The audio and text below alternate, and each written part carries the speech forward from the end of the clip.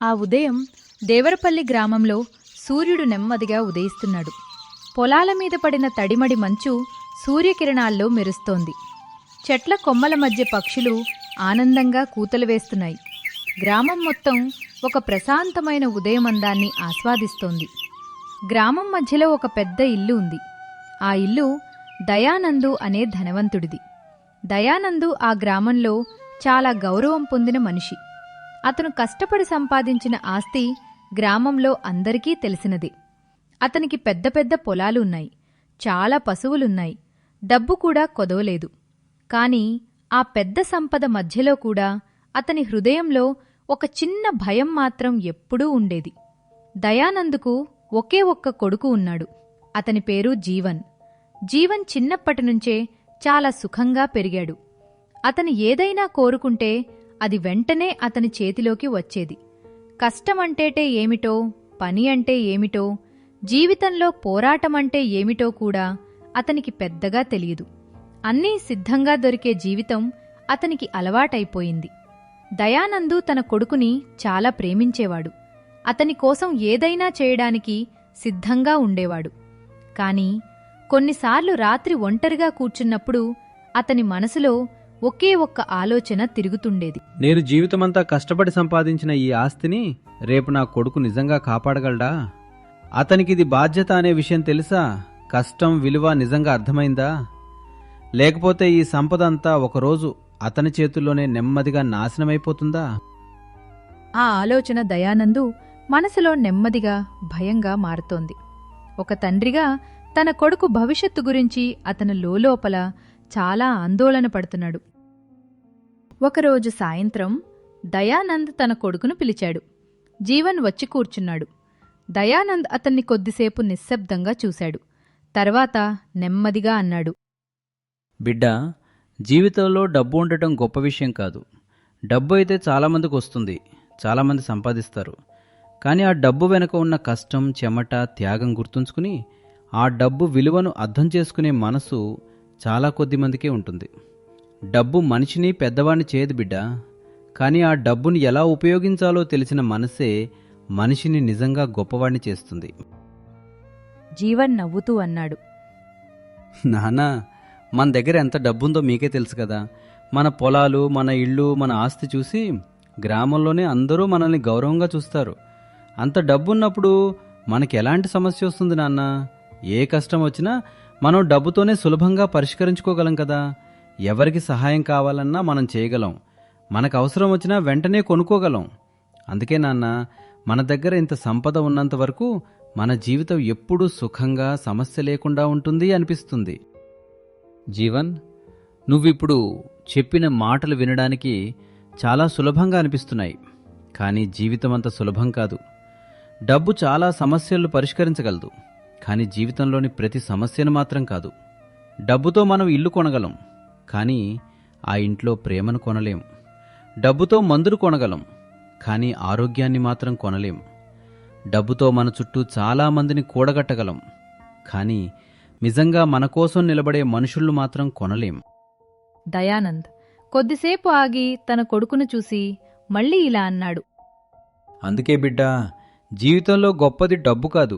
ఆ డబ్బు ఎలా సంపాదించామో, ఎలా ఉపయోగించామో అదే మన అసలైన విలువను నిర్ణయిస్తుంది.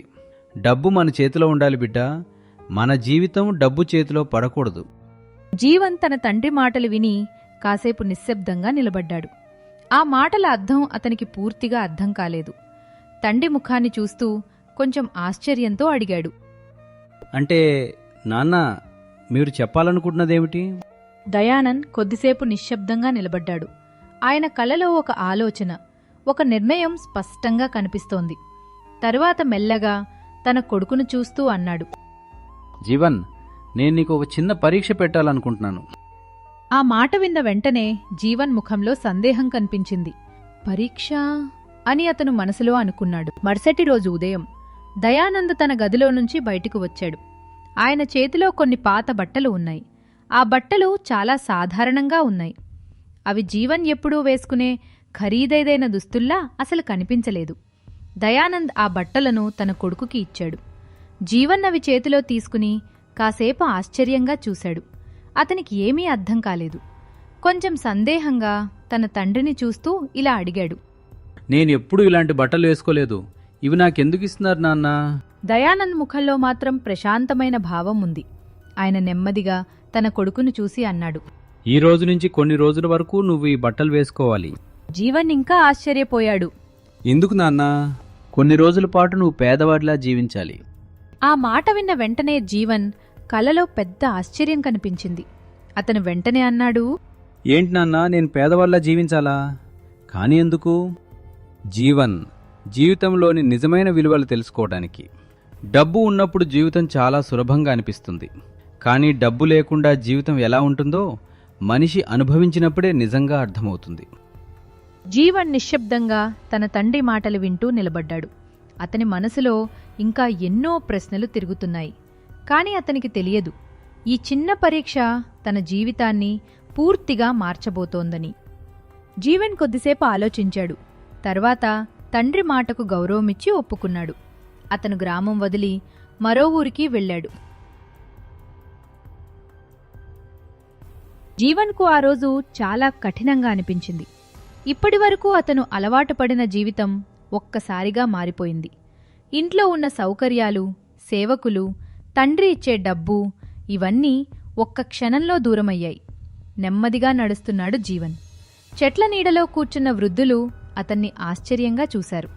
ఎందుకంటే ఇంతకుముందు ఎప్పుడూ అతను ఇలా ఒంటరిగా తిరిగిన సందర్భం లేదు. అతని కాళ్ళు మట్టి వీధిలో నెమ్మదిగా ముందుకు కదులుతున్నాయి. కాని అతని మనసులో మాత్రం ఎన్నో ఆలోచనలు పరిగెడుతున్నాయి. అదే సమయంలో దూరంలో పొలంలో పనిచేస్తున్న ఒక రైతు అతన్ని గమనించాడు. కొద్దిసేపు అతన్ని చూసి అతన్ని పిలిచి ఇలా అన్నాడు. ఏమయ్యా బాబూ, ఇంత ఉదయాన్నే ఎందుకు ఇలా తిరుగుతున్నావు? అన్నా, నాకు పని కావాలి. ఏ పనైనా చేస్తాను. నాకేదైనా పని దొరుకుతుందేమో అని తిరుగుతున్నాను. ఏదైనా పనుంటే ఇస్తారా అన్నా? తమ్ముడు, పొలంలో ఇప్పుడేవీ పనిలేదు. కానీ ఈ కూరగాయల బస్తాలను గోదాం దగ్గరకు మోయాలి. మోయగలవా? నిజం చెప్పాలంటే నిన్ను చూస్తే పని చేసేవాడిలా కనిపించడం లేదు. అయినా చేయగలనంటే చెప్పు. చేసిన పనికి సాయంత్రం డబ్బులిస్తాను. ఆ రోజు జీవన్ జీవితంలో మొదటిసారి నిజమైన కష్టాన్ని అనుభవించాడు. సూర్యుడు తలపై మండిపోతున్నాడు. బస్తాలను మోస్తూ అతని శరీరం మొత్తం చెమటతో తడిసిపోయింది. చెమట బిందువులు కళ్ళలోకి పడుతున్నాయి. చేతులు నొప్పితో వణుకుతున్నాయి. కాని అతను ఆగలేదు. సాయంత్రం అయ్యేసరికి అతను పూర్తిగా అలసిపోయాడు. అప్పుడు రైతు అతని దగ్గరకు వచ్చి అతను చేసిన కష్టానికి కొంచెం డబ్బు అతని చేతిలో పెట్టాడు. ఆ చిన్న డబ్బు జీవన్ జీవితంలో సంపాదించిన మొదటి నిజమైన సంపాదన. జీవన్ ఆ డబ్బును తన చేతిలో బిగిగా పట్టుకుని కొంతసేపు నిశ్శబ్దంగా నిలబడ్డాడు. అతని కళ్ళలో అలసట ఉన్నా లోపల ఒక కొత్త భావన పుట్టింది. ఆ చిన్న నోట్లను అతను మళ్లీ మళ్లీ చూశాడు. ఇప్పటివరకు డబ్బు అంటే కేవలం ఖర్చు చేసే వస్తువే అనుకున్న అతనికి ఆ క్షణంలో అది తన కష్టానికి వచ్చిన విలువగా అనిపించింది. అతని గుండె నెమ్మదిగా భారంగా కొట్టుకుంది. అతను మెల్లగా తనలోతోనే అనుకున్నాడు, ఇది నా కష్టం ఫలితం. రోజులు నెమ్మదిగా గడిచాయి. ఒకరోజు జీవన్ తీవ్ర ఆకలితో రోడ్డు పక్కన నిశ్శబ్దంగా కూర్చున్నాడు. అతని ముఖంలో అలసట, కళ్లలో బలహీనత స్పష్టంగా కనిపించాయి. ఆ సమయంలో ఒక పేద మహిళ అతని దగ్గరకు నెమ్మదిగా వచ్చింది. ఆమె చేతిలో చిన్న పాత్రలో కొద్దిగా అన్నం మాత్రమే ఉంది. ఆమె ప్రేమగా అడిగింది, బిడ్డా, నువ్వు ఎందుకిలా కూర్చున్నావు? జీవన్ తన బలహీనమైన స్వరంతో మెల్లగా ఇలా అన్నాడు. అమ్మా, నాకు చాలా ఆకలిగా ఉంది. అందుకే ఇలా కూర్చున్నాను. ఆ మాట విన్న వెంటనే ఆమె క్షణం కూడా ఆలస్యం చేయలేదు. తన దగ్గర ఉన్న ఆ కొద్దిపాటి అన్నాన్ని అతని చేతిలో పెట్టింది. ఆమె దగ్గర ఎక్కువ ఏమీ లేకపోయినా ఆమె హృదయం మాత్రం చాలా పెద్దది. జీవన్ ఆశ్చర్యంగా ఆమెను చూశాడు. అతని కళ్లలో ఒక సందేహం మెరిపించింది. అమ్మా, మీ దగ్గర కూడా తినడానికి ఎక్కువగా లేదుగా. ఉన్నదంతా నాకే ఇస్తున్నారు. మీరేం తింటారు అని మెల్లగా అడిగాడు. ఆమె ఆ మాట విని నెమ్మదిగా చిరునవ్వు నవ్వింది. ఆ నవ్వులో కష్టం ఉంది, కాని ప్రేమ ఇంకా ఎక్కువగా ఉంది. ఆమె మృదువుగా ఇలా అన్నది, మన దగ్గర తక్కువ ఉండొచ్చు, కానీ పంచుకునే మనసు మాత్రం ఉండాలి బిడ్డా. ఆమె కాసేపు ఆగింది.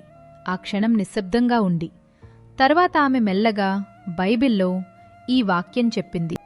బిడ్డా, బైబిల్ చెబుతుంది, ఇచ్చుట పొందుట కంటే ధన్యము. మన దగ్గర ఎంత ఉన్నది అని కాదు, అందులో కొంతైనా అవసరం ఉన్నవారికి ఇస్తే దేవుడు మన జీవితాన్ని ఆశీర్వాదాలతో నింపుతాడు. ఆ మాటల్లో ఏదో ప్రత్యేకమైన శాంతి ఉంది. అది నేరుగా జీవన్ హృదయాన్ని తాకింది. ఆ క్షణంలో అతని లోపల ఏదో మారిపోయింది. ఆలోచనలు మౌనంగా మారి మనసు మృదువయింది. ఆ రోజు అతను కేవలం ఆకలిని తీర్చుకోలేదు, జీవితం నేర్పిన ఒక గొప్ప సత్యాన్ని కూడా తెలుసుకున్నాడు. కొన్ని నెలల తర్వాత దయానంద్ తన కొడుకును పిలిపించాడు. జీవన్ మళ్లీ ఇంటిలో అడుగుపెట్టాడు. కాని వెళ్ళిన జీవన్ కాదు, తిరిగి వచ్చిన జీవన్ వేరే వ్యక్తిలా కనిపించాడు. అతని రూపం మారిపోయింది. కళ్లలో ఇప్పుడు గర్వం కాదు, వినయముంది. మాటల్లో నిర్లక్ష్యం కాదు, గౌరవం కనిపించింది.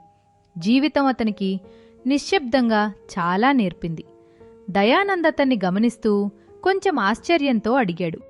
దయానంద్ అతని కళ్లలోకి చూసి నెమ్మదిగా ఇలా అడిగాడు.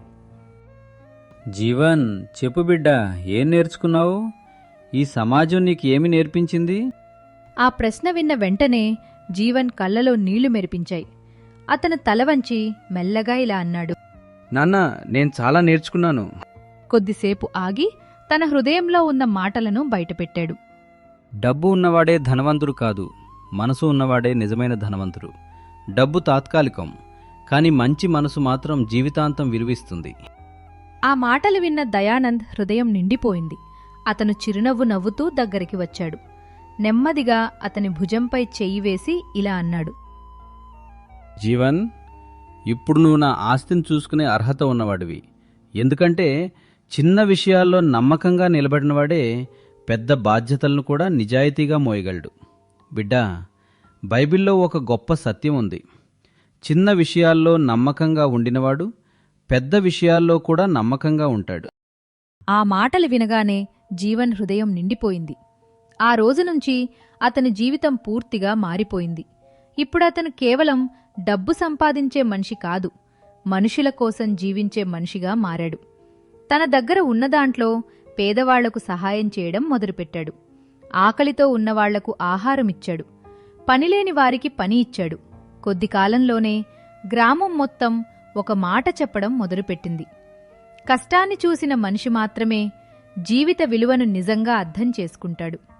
డబ్బు మనిషిని పెద్దవాడిగా చెయ్యొచ్చు, కానీ దయ, ప్రేమ, మంచి మనసు అతన్ని నిజంగా గొప్పవాడిగా నిలబెడతాయి. Thanks for watching. Please like, share and subscribe.